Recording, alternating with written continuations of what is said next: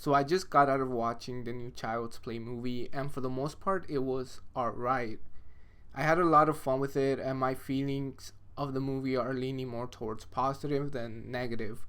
I like that from the get go, the people in charge of remaking the original knew the approach they wanted to take. They set this movie to have a summer release and casted leads like Aubrey Plaza and Brian Henry, who are more well known for their comedic work. Several people seem to call this a dark comedy, but I feel it's more in line with a horror comedy. There's a scene where Andy's having dinner with Brian Henry's character and his mother, and the way that they're interacting, cracking jokes, and having playful banter made the scene feel like it was straight out of a comedy movie. It felt out of place, but it was very effective because it made the horror stuff feel more sinister. The actors were serviceable. I didn't really buy Aubrey Plaza as a mother, especially in the beginning when she was string around her Aubrey Plaza expressions and just being very sarcastic with this customer. I would assume that as a recently single mother, she would be more inclined to hold on to her job and not be rude to a customer that could essentially bring it up to a manager's attention. I feel that's why the movie doesn't linger when she has to play the angry mom, like when Andy destroys the TV and we just get to see his mom's reaction, and it just quickly cuts to the next scene where she takes him to her job. What I wanted to do with this video, instead of just simply reviewing it, is to delve deeper into the message of the movie, which is something that will ultimately be what makes this movie work. Unlike the remake of A Nightmare on Elm Street and Friday the 13th, which just felt like rehashes of what came before them and didn't try to do anything new, in this new Child's Play, they really went beyond modernizing the concept of Chucky and differentiating itself from the original, that at times it feels like a completely different concept. There's the obvious cautionary tale of artificial intelligence gone wrong, which people picked up on. There also seems to be another underlying message, which is the cautionary tale of raising a child. The biggest difference between the original and the remake is the origin of Chucky. In the 80s, the good guy doll became a killer doll because it was possessed by the soul of a foul-mouthed serial killer. So Chucky had a personality, which is something that is lacking in the remake, as Chucky is merely a Buddi Doll with artificial intelligence whose safety features have been turned off. Mark Hamill is essentially voicing a Siri or an Alexa.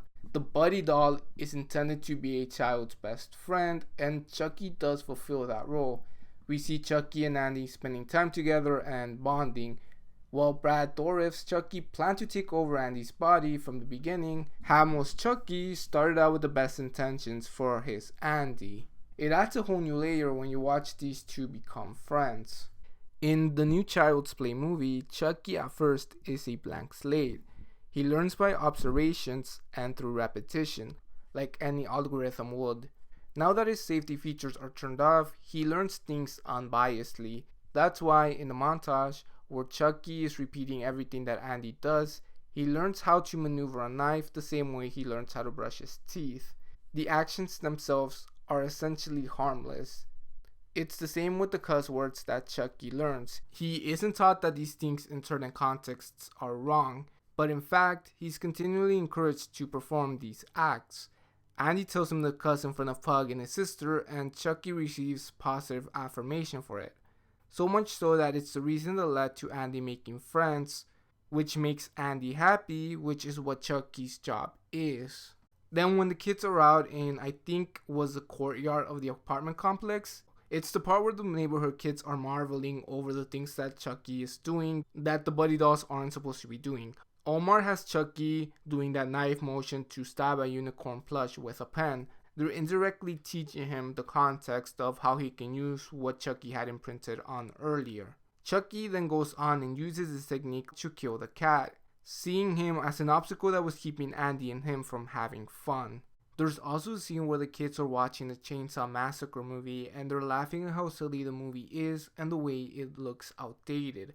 Naturally, Chucky misjudges what their emotions are aimed at, so he tries to do Chupug what Leatherface is doing in the movie just to try and get the kids to laugh. Mimicking a movie is exactly what a young kid would do. I've worked with small kids in like pre-K and kindergarten, and whenever they would watch a movie as a class and there was a joke in the movie that got the class laughing, there was always one kid who would repeat it afterwards just to get the other kids to laugh with him and associate him as being the funny one. On top of that, there are also other examples of Chucky acting like a naive kid. He doesn't understand the concept of giving Andy space both in terms of time and emotion. He feels like it should always be a fun time. Like he stands over Andy while he's trying to sleep, asking if it's time to wake up or if he wants to sing the Buddy song. In terms of emotional space, whenever Andy's ranting about not liking his cat or his mother's boyfriend, Chucky understands his feelings of frustration to be this serious hate that Andy has, and he takes it as literal and murders both the cat and the boyfriend in his misguided attempts to improve Andy's life, and doesn't get that it's healthy to vent about the things you can't control in life. Chucky continues to have this black and white mentality when he shows Andy the things that his friends and even his mom were saying behind his back. It was his way of saying, you want to hang out with these people that talk badly about you, but not with me.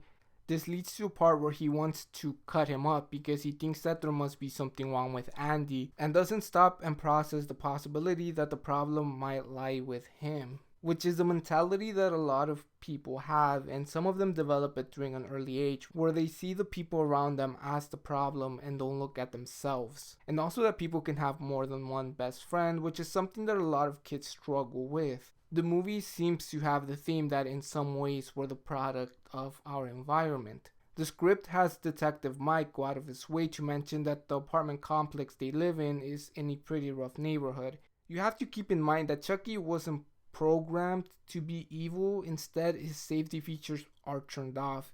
Imagine how powerful the AI is that they will have to put safety features in it in the first place.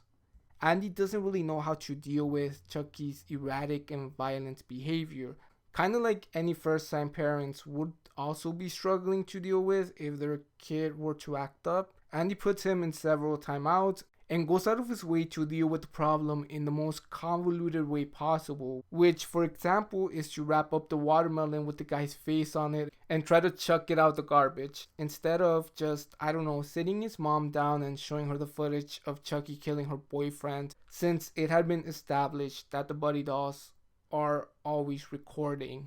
Who would even want to buy their kids a Buddi Doll? I would understand if they bought the one that looked like a bear, but no way would they buy the ones that looked like a little grown man to give to children. For me, they kind of were like those Tamagotchi things that everyone thought were cool, and then you'd have them for like a week or two and the novelty wore off and they'd get annoying and then they died and you'd go on living your life.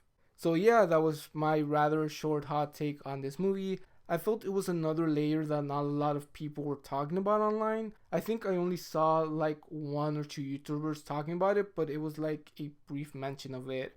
I thought it was an interesting aspect of the movie.